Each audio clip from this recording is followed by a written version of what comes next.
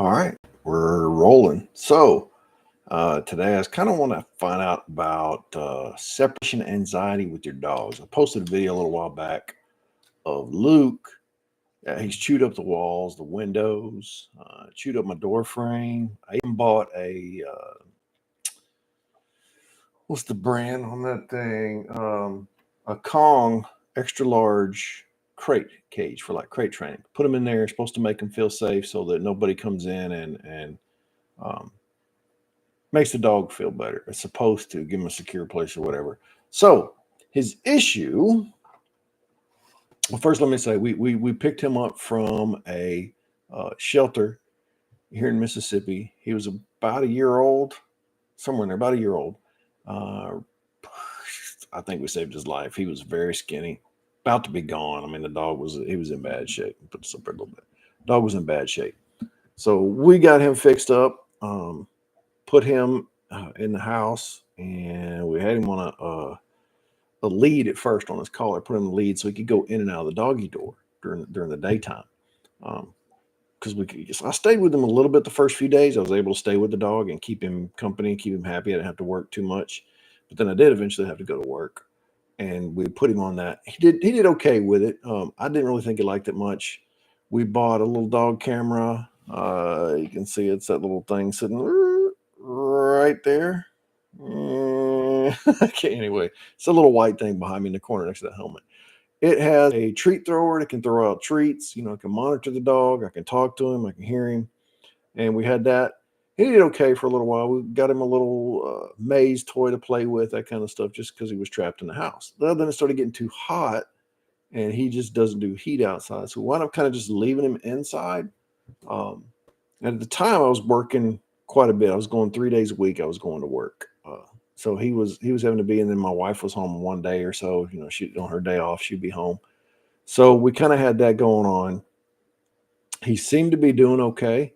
Dog was doing all right, but recently, over the past maybe 2 months, I want to say, yeah, about 2 months, he has started chewing the walls. Now we had a ferret, and she got sick, got cancer, got a tumor in there, and she finally passed away a couple weeks ago. And that's when he kind of, right before all the eclipse and everything, especially during the eclipse, he went nuts. He went crazy. Got his face kind of a little bit chewed up in the cage and everything. But before that, before about the cage, he went nuts and chewed up half the room. I came home, wall was chewed up, doors were chewed up. I mean, he took out the window, and that was it. I had enough. I was like, okay, this is whatever's going on with you. We got to fix it. So I got the crate so I could put him in that. So at least he couldn't tear up the house, right? Um, if we leave him in the house, he would probably be fine. Probably. We got a big couch. It's not a cheap. It'd be very, very expensive to replace the couch, furniture, anything else. Whatever he decided. If he decided he wants to start tearing up stuff in the house, that would be a big problem, right? So I've been leaving him out here in the fish room. There wasn't much out here for him to tear up. He's got a couch out here. He's got a couch that he sleeps on. Used to a couch and an ottoman. He didn't tear any of that up, but he could lay on that and he could sleep on that all day, and it would not be a problem. But now, since I can't leave him in here and I don't want to leave him in the house, and the other part is if in the yard, we got a chain link fence around the backyard that's not very tall. It's like 4 foot, something like that. But he did okay in that for the first year till he figured out, hey, I can just jump over this fence. So now he jumps the fence and takes off. He doesn't go far, but still, he's a big, scary looking dog. So you don't want to leave him out there running around the neighborhood, terrorizing somebody, even though he wouldn't hurt anybody. It could really scare somebody. So I don't want to do that. Animal control, all those other things. You don't want your dogs running free. Period. I just don't want them running free. So we leave them in the house when we're gone. Like I said, most of the time I'm home. I go to work 1 day a week. That's it. Usually go on Wednesdays. Every other Wednesday, Laura's here with him. So it's really only about once a month that he gets left alone for the day, right? For the full day. And even then, we still have our son, our oldest, that he's in school and he's got a job, so he's usually here most half the day or something like this. So the dog doesn't really get left alone for very long, and I think um, that may be part of what the issue was. He got so used to having me home that now when we leave, it freaks him out.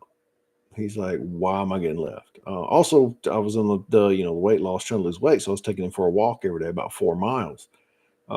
We got some rain, we had some other stuff come up. I wasn't able to take him for a walk, so I don't know if he's mad because he doesn't get to go for a walk, every single day. Which I really didn't do every single day. It was like every 2 3 days I would take him for maybe about 3 times a week, 3 or 4 times a week. I was taking that.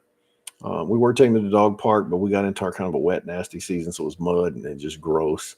And not as many people were going out there, and we weren't going out there, so we hadn't been to that. I took him another day, and he was happy with it. But now trying to get him solved to get rid of separation anxiety. How do you get rid of that? Um, I was hoping somebody would be able to kind of chime in with some experience.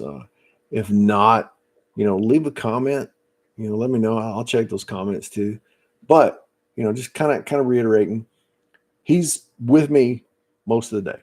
Okay, every day. He sleeps right there. Now I can just turn around, reach down, and pet him. He's on this little brown ottoman right here. He sleeps on that all day long while I'm at work. I'm sitting here at this desk right here. Of course, I don't have all this equipment, but I'm sitting here at the desk working, and I pet him and stuff, and then talk to him during the day. And he just sleeps there. The door's open. There's a red door over here, the one that you saw in some other videos that he chewed up all the framing on. That's open all day, so he can run in and out. The door to the backyard has a doggy door, so he can go in and out all day long whenever he wants to. Um, and he does. He goes out a couple times a day on his own, or I'll get up and tell him, "All right, come on, let's go outside. Time to go out," and put him out, make him go out. If not, he sleeps all day. He'll just sleep on the thing all day. And then when I'm off work, okay, it's time to go for a walk. Then he's good. He gets really excited when he knows I'm getting off work because he knows it's about time to go for that walk. So, uh, trying to think if that has been some of the issue. Because now, if we got to go grocery shopping or we go out to dinner or something, it's after work. So maybe he's thinking, hey, maybe he's mad because he wants to go for his walk and he doesn't get to go yet. So uh, maybe I just got to bite the bullet on that and just say, hey, when it's time to get off work, all right, let's go for your walk, come back. And if you got to go in your crate, you can go in your crate. Went to church today and he went nuts. He's got a big cut on his nose now. So I don't know how he got. I don't know what he did in the crate, how he managed to do that, but he did. So now I've got to try and figure out how to put sheet metal. I don't know. I don't know what to do with the crate. I got to rebuild it. I got to do something. I got to make something where he can't hurt himself in there. Or the other option is just leave him in the house. Take a chance. Take a chance that he'll be fine.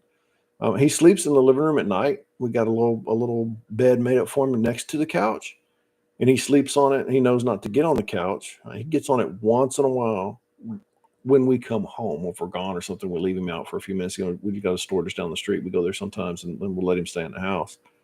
Um, and he'll jump on that, and he'll take a look around and look out the window and see if we're home, or when we get home. I don't really know because we don't have a camera set up in the living room, just in the fish room. So he has free reign at night, and he doesn't tear up anything. Of course, it's bedtime, so he's ready to just lay down and sleep. So he lays on his bed. He just goes to sleep and get up in the morning. He's still laying there sleeping, um, ready for his belly to be scratched or whatever. He rolls over. He's happy to see me in the morning.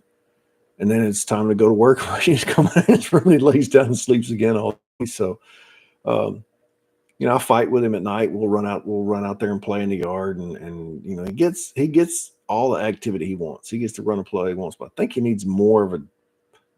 I don't know. You got to do some kind of training, something with him. I'm open for suggestions. If Caesar Milan is watching, Caesar, my man, how do we fix this? I'm gonna tag Caesar Milan in this video. As a matter of fact, maybe he knows. I doubt he's gonna see it, but who knows? He might. But I got to fix the separation anxiety. That's the hardest part. I think that's what happened. Because, like I said, for 2 years, we got him 2.5 years ago, something like that. For 2 years, there was no issue. There was no problem. He just laid on his couch, laid on his bed, laid out there. He didn't wasn't destructive. There was times where he would, I guess he would be a little bit destructive, but not much. He wasn't chewing walls and door frames and all that kind of stuff.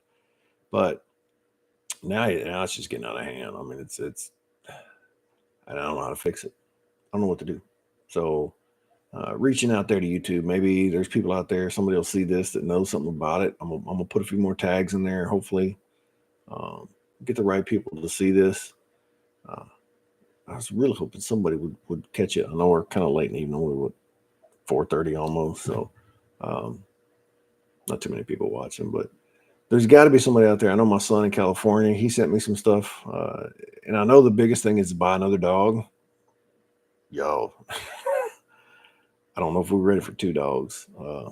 We don't have a real big house, you know.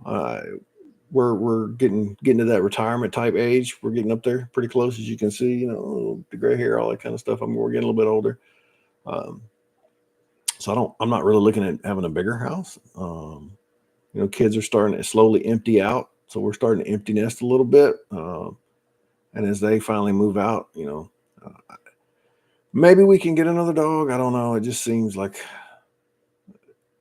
you know, I don't, I'm kind of leery of getting another shelter dog, to be honest with you. The last one we had, and it's a great dog. Luke is a great dog, and the one we had before him, Peaches, was a pit mix. Now Luke's an American Staffordshire. He's 100% Amstaff. We did the DNA test to check that and see. So he's 100% Amstaff, right? Uh, but he's been really good. Other than just this, smart. As you saw, there's some of my shorts, some other stuff on my channel. He learned to open the door. Um, I think. I don't know if it was our oldest son that was just letting him out and would say he didn't, but there was times he wasn't here, and I know the door got open, so nobody was here, and the door got open. So I know the dog. I'm pretty sure he learned how to open the door. So he was going crazy trying to figure out how to open the door to get out of the room. He didn't want to be out here no more. Especially once Tina died and he was out in a room by himself. Now she was in a cage, of course, but he would go up there and put his nose up there and smell her and talk to her. I guess however animals talk. I don't know, Doctor Doolittle stuff, but trying to get that separation anxiety fixed, that's the problem. He can go outside anytime he wants, right? Other than when we leave, and we're only gone for like, you know, maybe 2 hours when we go to dinner. Today we were gone for about an hour and a half, something, yeah, about an hour and a half. Went to church, came back. So he was gone for an hour and a half. He was in here, and he, like I said, he got a cut on his nose. And Slobber, oh my God, he sits there and he pants and freaks out and just makes all kinds of weird noises and hollering and barking and whining, wanting out of the crate. And it was in the same thing he did in the room. So it's not that he wants out of the crate. He just wants to be out in the house. And like I said earlier, I don't know about leaving him in the house, because if he decides he wants to start tearing up couch, tearing up kitchen, tearing up, you know, whatever, that would just be bad. He would have to go. We can't. I don't know. I don't know what to do. So I don't know if anybody else has any advice. If you've done anything with animals, um, looking to cure that separation anxiety. How do you train that out of him? So I mean, my thoughts right now is with the cage, keeping him in that with a house. One, it's his. It's a safe space. I don't know if I need to cover the edges of it, cover it or something. I may rebuild it and try and put some plywood around it on the outside, of course, because he'll just tear that up, get it all in his mouth and face and everything else. But I want to make it a little bit smaller, um, more comfortable, I should say, not smaller. Make it feel more like he's enclosed and safe, maybe. But the main thing I wanted to learn is barking, howling, you know, tearing something up doesn't do any good, doesn't change your situation. You're not going anywhere. I'm thinking once he learns that, he'll learn to calm down a little bit, because he'll see that there's nothing he can do. It doesn't matter. You know, I'm here. When they get home, I'm okay. Um, and I bought these little wavy strips things here, whatever these are, and like little bacon. They look like little bacon. And told him how good he was the other day. We went to dinner, and he panted a little bit, kind of got his case a little messy, but he didn't. Then he just laid down and went to sleep. So, but I took him for a walk first. I took him for about a 4 hour walk, not 4 hour, 4 mile walk. So about an hour, something like that. An hour, yeah, right at an hour, just under an hour. So he got a good walk in and brought him home. I got a shower and we got ready. Gave him some. We got some calming medicine too from PetSmart. It's supposed to help him calm down, hemp or something. Giving a dog the weed, whatever, to get him high. Um, but it's made for dogs. It's supposed to calm them down, keep them from wigging out while you're gone. It's supposed to help with separation anxiety. So gave him some of those. I don't really know if they did anything or not, but he didn't go nuts. He didn't hit the cage, didn't tear himself up. I had zip tied some another piece of wire rack on the outside of it and tied everything else so he can't. He was making holes. I mean, if you go and look at one of the shorts I did just not long ago, he found his way to chew through that cage. He was in his nose, and I was afraid he's going to do what he did today, which was get a cut on his nose. And I still don't know how he did that because there's nothing to cut himself on. Um, I couldn't see it in the video. It only captures movement, so I didn't. If you're not watching the video, put it on video mode and actually watch it. You're not going to see what he does. It takes videos in like a 3-minute increment if you tell it to. So I don't know. Maybe I need a Ring doorbell camera put in. I'll be able to see it better. But I don't want him. I don't want him to get torn up or hurt his face more. Thankfully, I'm about to be home for a while. So I can either I can hear him out there barking now. He's barking at somebody outside. Either I can build a better cage with rebar. I can weld up something where he's not going to get, make it small enough where he can't get his nose into anything, or I don't know. But that's just locking him down, right? Doggy straight jacket. I'd rather solve the issue. I'd rather solve that separation anxiety. So doesn't look like we're getting too many people tuning in on this. Maybe it's because I don't have a million followers. But if you guys know of a way to treat that separation anxiety, please chime in on some comments. Let me know. Hit that. Short of getting another pet or locking him in the backyard, I don't think that's a good idea either, because he's either going to, right now, I've started building a wood fence. You see that on my channel. So I got a 6-foot privacy fence that I'm building around the backyard. Once that's complete, then he won't be able to get out. And I could leave him out there. But I don't want to lock him out of the house. Like I said, it gets hot down here. It gets really hot, and he just does not do well in the heat. So, I like for him to be able to come inside.